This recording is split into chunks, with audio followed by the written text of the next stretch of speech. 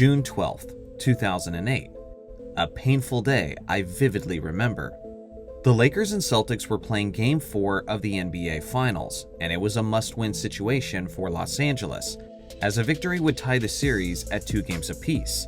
But a loss would mean that the Lakers would trail 3-1. The Lakers were blistering hot to start, as they held a 35-14 lead at the end of the first quarter, and that lead would balloon to 24 points during the second quarter.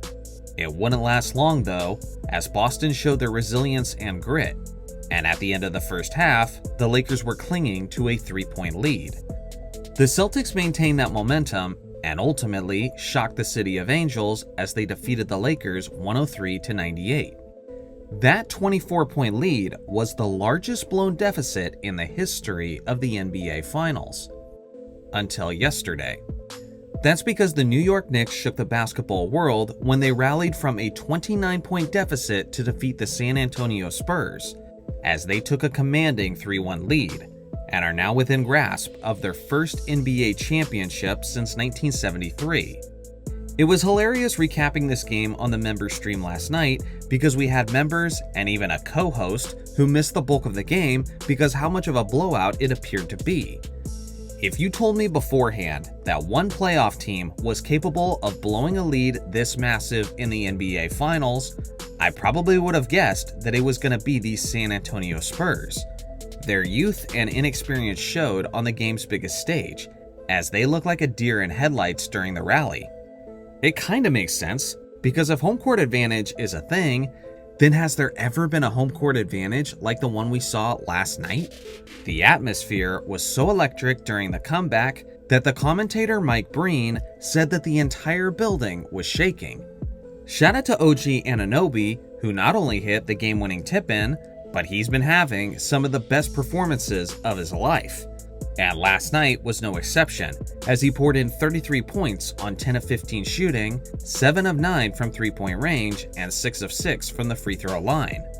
It's now a 3-horse race for the Finals MVP, and honestly, if the Knicks won in Game 5, then whoever played the best in that clincher would likely take home the award. Let me know in the comments section who you would vote for if the series ended today. Undeniably, this is an embarrassing and shameful moment, not just for the Spurs organization, but specifically for Victor Wembanyama. Sure, maybe this will be a part of his hero's journey as he goes on to redeem himself in future seasons. But regardless, this is the kind of choke job that no one will ever forget.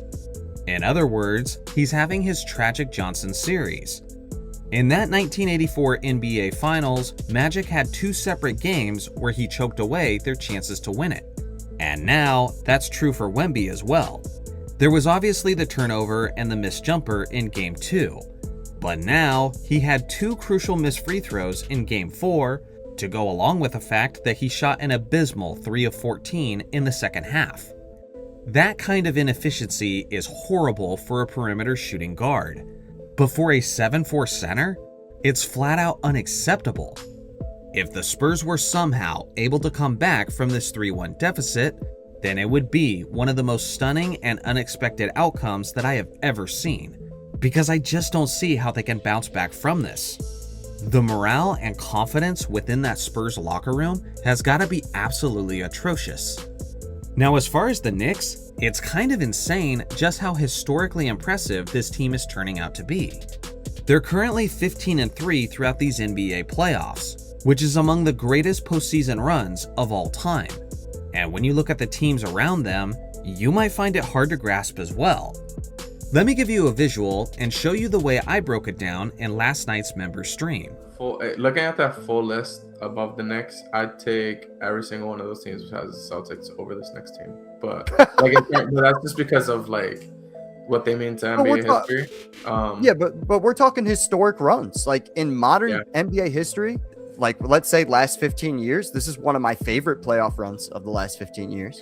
Definitely. It does look weird, like seeing those teams, like the top 10, and then the Knicks. That feels very weird.